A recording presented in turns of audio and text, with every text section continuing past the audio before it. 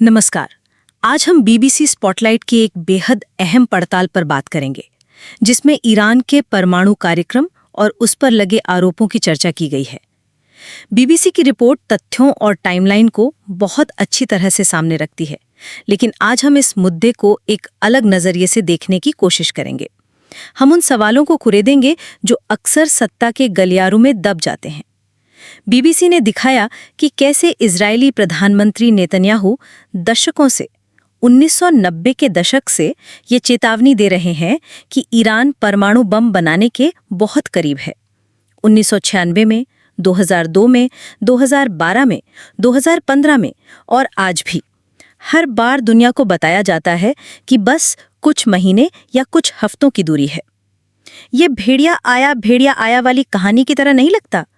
अगर कोई देश 30 सालों से परमाणु बम बनाने से बस कुछ ही हफ्ते दूर है, तो या तो उसकी काबिलियत पर शक करना चाहिए या फिर चेतावनी देने वालों की नीयत पर।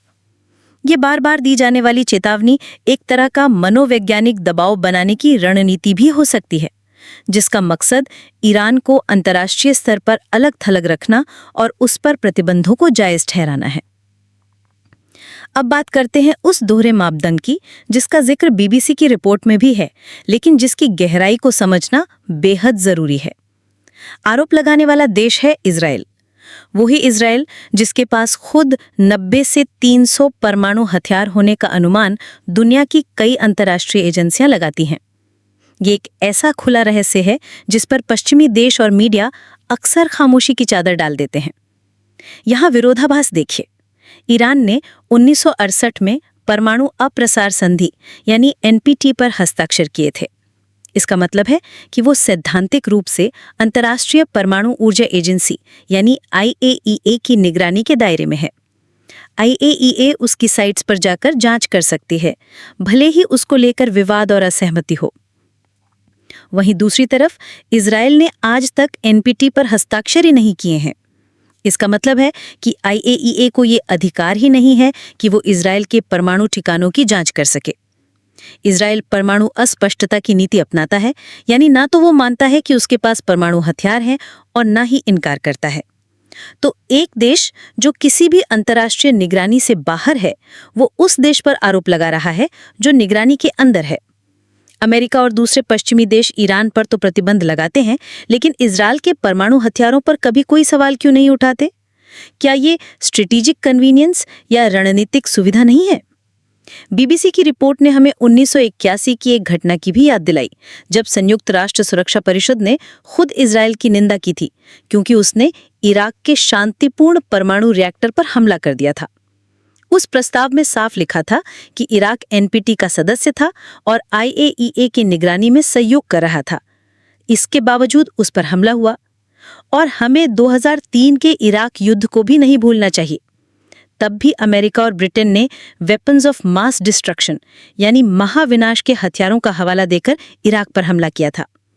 बाद में ब्रिटेन की अपनी चिलकॉट रिपोर्ट ने यह साफ कर दिया था कि ये खुफिया जानकारी या तो गलत थी या उसे बढ़ा चढ़ाकर पेश किया गया था। उस युद्ध ने पूरे मध्य पूर्व को अस्थिर कर दिया। लाखों जानें गईं, लेकिन वो हथियार कभी नहीं मिले। आज जब हम ईरान के बारे में वही बातें, वही चेतावनियां सुनते हैं, तो क्या हमें इराक युद्ध के अनुभव से कुछ सीखना नहीं चाहिए? खुफिया रिपोर्टें अक्सर राजनीतिक होती हैं। उनका इस्तेमाल माहौल बनाने और युद्ध को जायज ठहराने के लिए किया जा सकता है। तो असली सवाल शायद ये नहीं है कि ईरान परमाणु हथियार बना रहा है या नहीं। असली सवाल ये है कि इस ग्लोबल पॉलिटिकल अखाड़े में नियम सबके लिए बराबर क्यों नहीं है? कौन तय करता है कि किस देश का हथियार सुरक्षा की गारंटी है और किस देश का हथियार दुनिया के लिए खतरा? ये लड़ाई सिर्फ एक बम की नहीं है, बल्कि इस क्षेत्र में अपना दबदबा कायम रखने की है। और इस लड़ाई में सच, तथ्य और अंतर्राष्ट्रीय कानून अक्सर सबसे पहले हताहत होते हैं।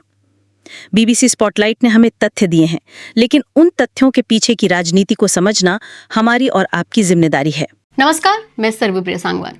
इस्राएल के प्रधानमंत्री नेतन्याहू ने पिछले 3 दशकों में कई मौकों पर कहा है कि ईरान बस कुछ ही दूर है परमाणु हथियार बनाने से।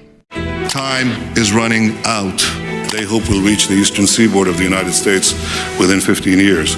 Weeks away from having the fissile material for an entire arsenal of nuclear bombs. Iran could produce a nuclear weapon in a very short time. It could be a year, it could be within a few months, less than a year. और एक बार फिर ये बताया जा रहा है कि Iran परमाणु हथियार बना रहा है और इसराइल ने ईरान के न्यूक्लियर फैसिलिटीज पर हमला भी कर दिया है।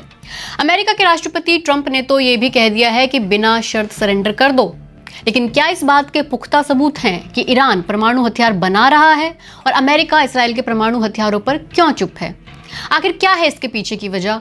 हिस्ट्री, डिप्लोमेसी या स्ट्रेटेजिक कन्वीनियंस? आज स्पॉटलाइट इसी पर।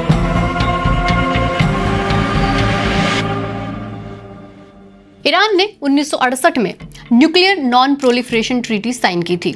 इसका मतलब है कि ईरान न्यूक्लियर टेक्नोलॉजी किसी को देगा नहीं और न्यूक्लियर एनर्जी को सिर्फ शांतिपूर्ण कामों के लिए ही इस्तेमाल करेगा, जैसे आज के वक्त में न्यूक्लियर प्लांट बिजली बनाने का काम करते हैं या रेडियो आइसोटोप इस्तेमाल होते हैं एमआरआई में, एक्सरे में।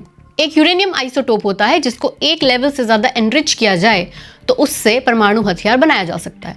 जो देश nuclear non proliferation treaty sign करते हैं वे इंटरनेशनल एटॉमिक एनर्जी एजेंसी की निगरानी में भी रहते हैं और उनकी गाइडलाइंस पर चलते हैं। IAEA संयुक्त राष्ट्र की एक एजेंसी है जो न्यूक्लियर साइंस और टेक्नोलॉजी की निगरानी करती है।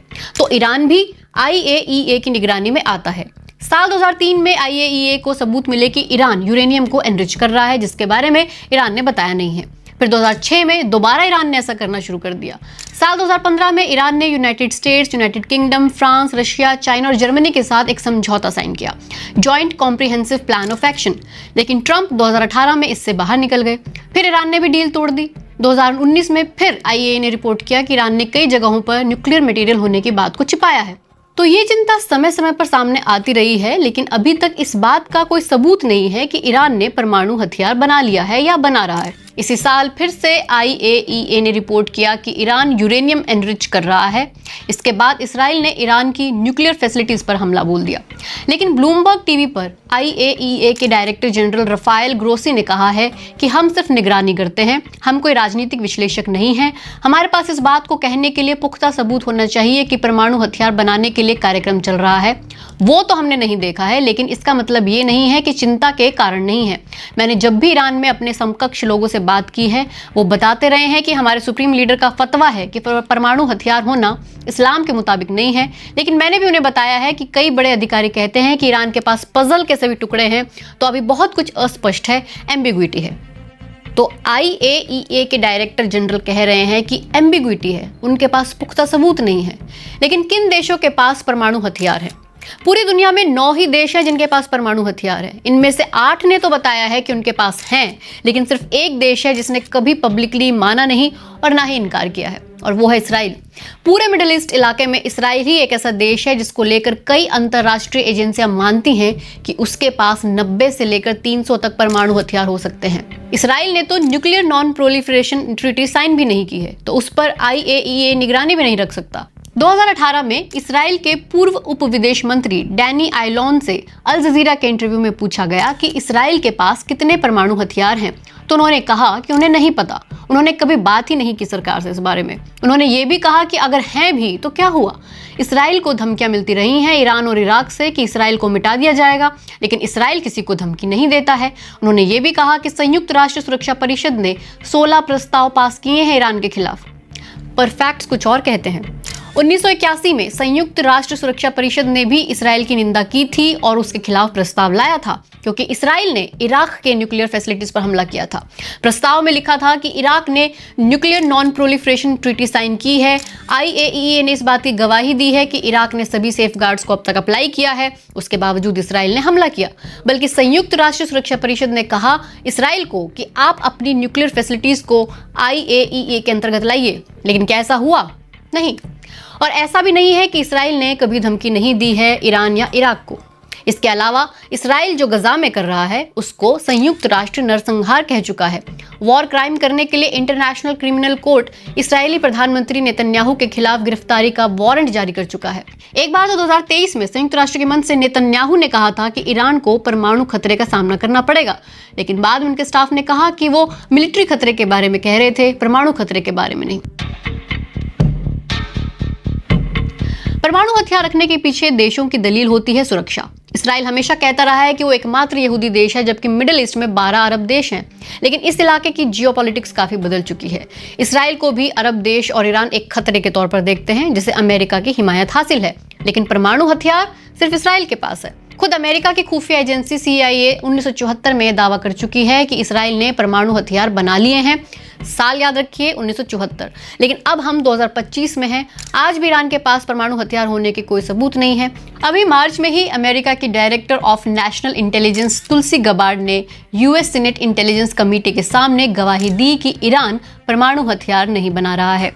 जब पत्रकारों ने ट्रंप से पूछा कि तुलसी गबार्ड ने तो ये कहा है, तो वो बोले कि I don't care what she says. मतलब ट्रंप अपनी ही इंटेलिजेंस को नहीं सुन रहे हैं। वैसे इंटेलिजेंस रिपोर्टों के बारे में एक बात पुख्ता तौर पर कही जा सकती है कि उनके बारे में कुछ भी पुख्ता तौर पर नहीं कहा जा सकता। 2003 में अमेरिका, ब्रिटेन, ऑस्ट्रेलिया और पोलैंड ने मिलकर इराक पर हमला बोल दिया था। तब एक इंटेलिजेंस रिपोर्ट का ही हवाला दिया गया था और ब्रिटेन के उस समय के PM टोनी ब्लेयर ने कहा था कि इराक 45 मिनट के अंदर वेपन्स ऑफ मास डिस्ट्रक्शन यानी महाविनाश के हथियारों का इस्तेमाल कर सकता है। इराक के खिलाफ हमले के लिए जो जस्टिफिकेशन तब दिया गया था, उस पर आगे चलकर कई सवाल उठे और साल 2016 में ब्रिटेन में चिलकॉट कमेटी की रिपोर्ट आई, जिसमें इराक के पास वेपन्स ऑफ मास डिस्ट्रक्शन थे। इसके बारे में कोई पुख्ता सबूत नहीं मिले। इस रिपोर्ट में यह भी कहा गया कि पीसफुल ऑप्शंस खत्म नहीं हुए थे और ब्रिटेन युद्ध में शामिल हो गया। युद्ध के लिए जो लीगल जस्टिफिकेशन दी गई वो भी संतोषजनक नहीं थी। इस रिपोर्ट में टोनी ब्लेयर की काफी आलोचना हुई थी। हालांकि PM पद छोड़ते ही 2007 में Blair America, UN, European union और रूस के मध्य पूर्व मामलों के दूत बना दिए गए। वे इस पद पर 2015 तक रहे। फिलहाल तो अमेरिका की इंटेलिजेंस ये भी नहीं कह रही कि ईरान परमाणु हथियार बना रहा है। इंटरनेशनल एटॉमिक एनर्जी एजेंसी कह रही है कि हम ये नहीं कह सकते। नेतन्याहू तो यही बात सालों से कह रहे हैं कि ईरान ने परमाणु हथियार बना लिया, लेकिन कोई सबूत नहीं दे पाए हैं। आखिरी सवाल ये है कि ये तय कौन करता है कि किस देश को परमाणु हथियार रखने की इजाजत है और किसे नहीं, और युद्ध छेड़ने के फैसले आखिर लिए कैसे जाते हैं।